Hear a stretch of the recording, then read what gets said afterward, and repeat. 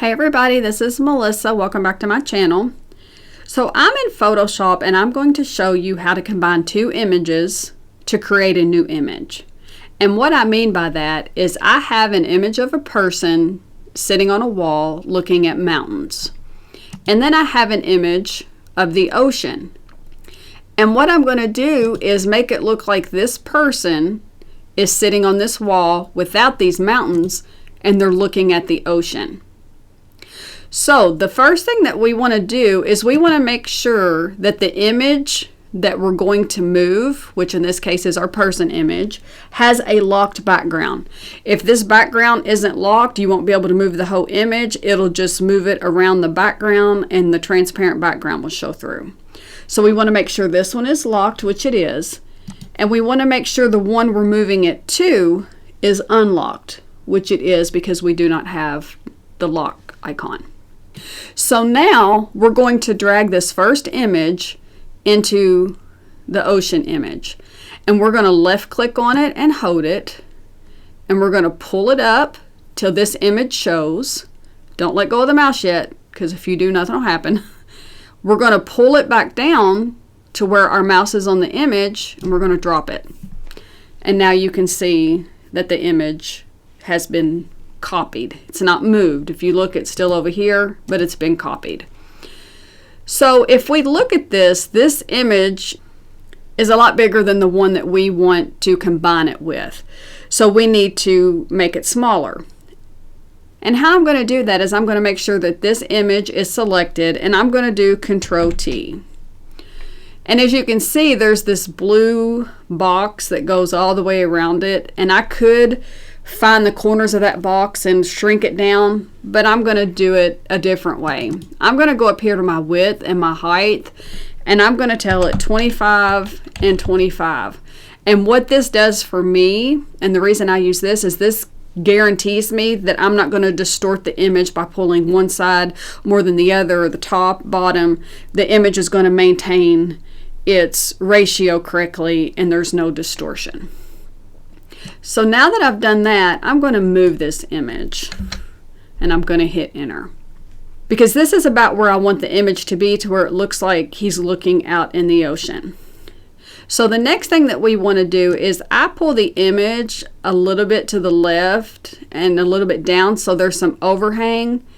That way for this side and this side, I don't have a very sharp cutoff that makes it completely obvious that that's a picture that we've moved and it looks more natural, as in that's the way it was taken.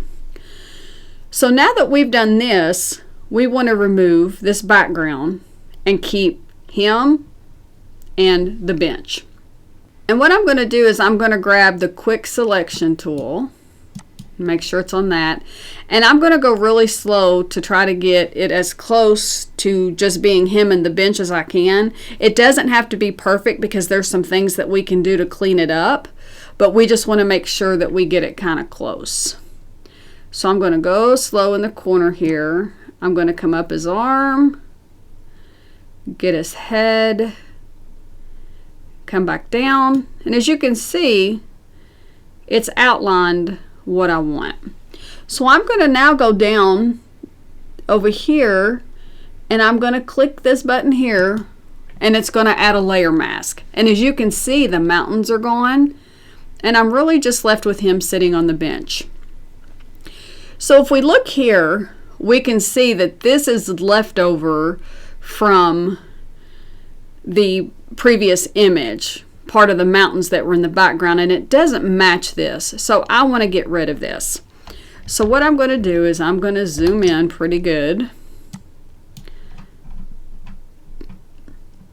and I'm going to grab my magnetic lasso tool, and I'm going to start up here in this corner, and as you can see, it kind of highlights everything.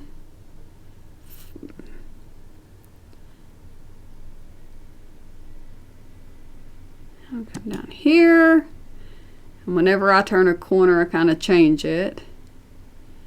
And when we get back up to the top, I'm going to double click, and then I'm going to hit delete. And as you can see, it removed what was in here, and content aware kicked in, which allows it to show what's in the background and pull that forward. So now I'm going to right click and deselect this, and I'm going to take it back down a little bit more, and that looks pretty good. I don't really see any, major bleed over anywhere else. So we did a pretty good job of getting that to copy over. So what I want to do now is I kind of want to blur this background because I think it'll be kind of neat to have him in the foreground and the ocean in the background.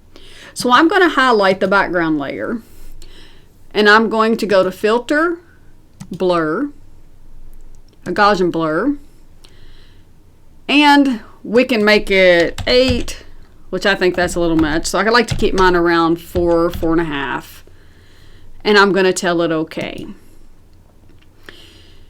And one of the other things that we can do is if there is anything that we can see or we can't see that needs to be tightened up around him, we can click on our mask layer. We can hit Control L, and that allows us to soften anything up. I usually get around 65 to 70, and that seems to tighten it up pretty well. And then I'm going to tell it OK. And now it looks like he's sitting on this bench overlooking the ocean. And that's how you combine two images, remove the background from one, and create a new image. If you found this content helpful, please be sure to like the video, subscribe to my channel, and get notified. And I'll be back tomorrow with another tutorial. Thanks for watching.